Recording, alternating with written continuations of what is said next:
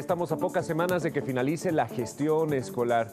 ¿Cómo ha sido el rendimiento de los estudiantes? Muchas veces las consecuencias llegan a fin de año. Vamos a hablar respecto a este y otros temas con el licenciado Elmer Rebollo, ejecutivo de los maestros urbanos.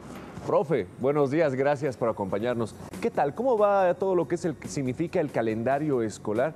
¿Y qué tal estas últimas semanas? Porque muchas veces se ven las consecuencias de lo que ha sido la gestión del año.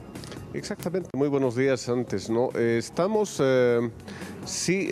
preocupados de cómo va a culminar este año y la tensión sube en estas últimas semanas. Más allá de ello, queremos comunicar a la población de que este segundo semestre en el año ha tenido más bien algunas demoras en el avance continuo de las asignaturas, porque primero hemos partido por la ampliación del descanso pedagógico. Esa ha sido la preocupación de cómo reponer ese tiempo.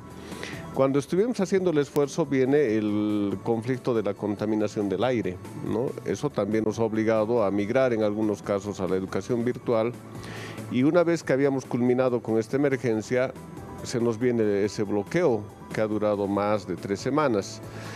Entonces, estos elementos, a estos elementos más bien se suma esta última preocupación de salud del posible contagio con esta bacteria. Por esa razón digo de que este segundo semestre ha tenido ciertas interrupciones que le han quitado esa normalidad al avance curricular, y consecuencia de ello la tensión sube tanto en los estudiantes, en los padres de familia y sin duda en nosotros también, ¿no?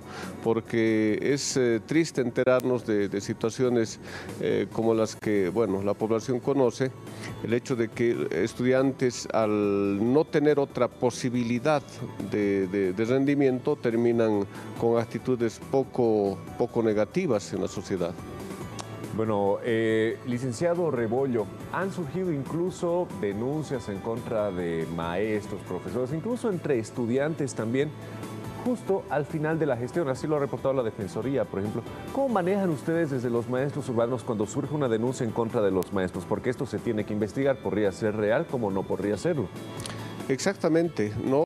Bueno, esto es estructural. Lamentablemente, el sistema educativo no ha dado las herramientas, o más bien ha permitido que se flexibilice en muchos casos la exigencia que tiene el docente en el aula, producto de ciertas políticas de Estado, no solamente del Estado, sino a nivel internacional, que flexibilizan esa autoridad del maestro. Y producto de ello llegamos a circunstancias lamentables inclusive, que los estudiantes, al no tener ese respaldo de la familia o el respaldo emocional que deben tener ante el fracaso, terminan en suicidios o terminan en agresiones a los profesores o entre pares. Esto debe preocupar ahora que estamos a puertas de un congreso educativo. El lunes empieza este congreso. En este congreso se tendría que reflexionar de manera mucho más sana y además madura de qué es lo que espera la sociedad boliviana de un sistema educativo. Lo que estamos viviendo en estos días es lamentablemente la acumulación de todo lo que ocurre en el año. Entonces tiene que haber una corresponsabilidad también en la familia de no haber hecho el seguimiento oportuno a los estudiantes, porque el sistema nos obliga a entregar el reporte de notas a la conclusión del trimestre.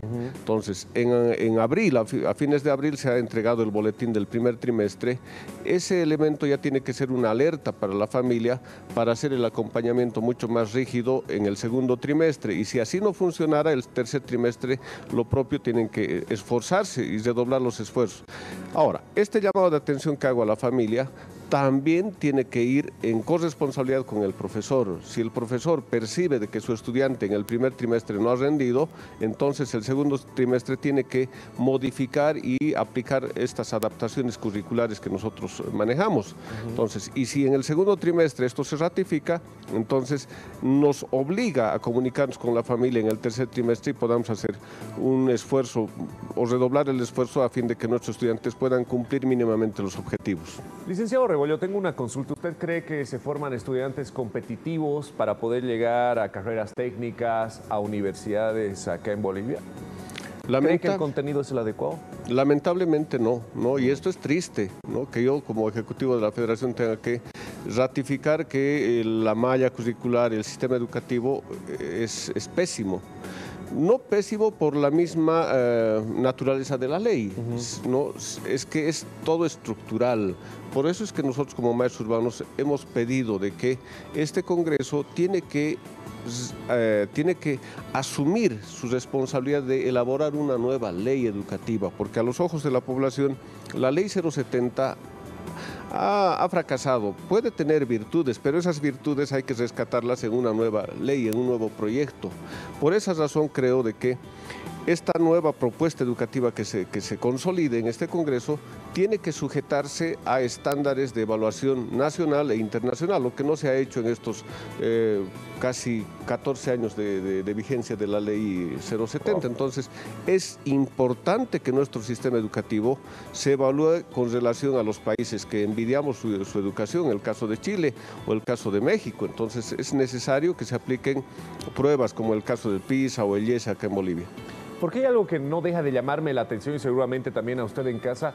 Un bachiller, un graduado en humanidades que ya se gradúa, no debería tener la necesidad de hacer un preuniversitario para nivelarse e ingresar, sea cual sea la carrera, ¿no? Para algo uno estudia en el colegio y supuestamente ya llega preparado para ingresar a la universidad y para ser técnico en todo caso. Pero esto no sucede, ¿no? Más bien es un negocio el tema de los preuniversitarios porque evidentemente sí se necesita una nivelación. Exactamente, ¿no? Y en el pasado, cuando yo fui bachiller, esa labor de nivelar la hacían los cursos prepodéuticos, ¿verdad? En cambio, ya hace unos 10 o 15 años atrás ha habido un crecimiento casi desmedido de los institutos que brindan educación preuniversitaria y termina siendo un negocio, ante la falencia que tiene el sistema educativo regular.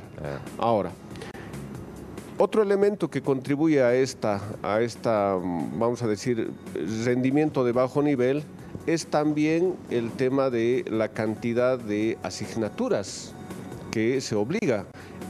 Normalmente llevan 12 asignaturas, pero a esto desde hace 2 años atrás se obliga que se incorpore el tema de robótica, el tema de ajedrez, ¿no? Que no decimos que está mal, sin embargo tiene que haber un rediseño de la currícula respecto del tiempo que se está en la escuela y respecto de la exigencia de los mismos contenidos. Profesor Rebollo, muchísimas gracias por habernos acompañado esta mañana, ejecutivo de los maestros urbanos. Muy importante conocer cuál es la percepción de los maestros dentro de la organización que tienen, pero también en las aulas, qué es lo que sucede a fin de año. Muy importante hacerle seguimiento a los estudiantes durante todo el año, pero bueno, si ya estamos a fin de año y las cosas nos han ido mal, hay que hacer un importante acompañamiento. Profe, muchísimas gracias. Agradecido con el tiempo y nuevamente mi esperanza de que este congreso que empiece el lunes en Tarija pueda tener la madurez necesaria de rediseñar el sistema educativo en Bolivia. Perfecto, muchísimas gracias. Si usted quiere repetir esta entrevista, visite nuestras redes sociales como ATV Digital. Continuamos.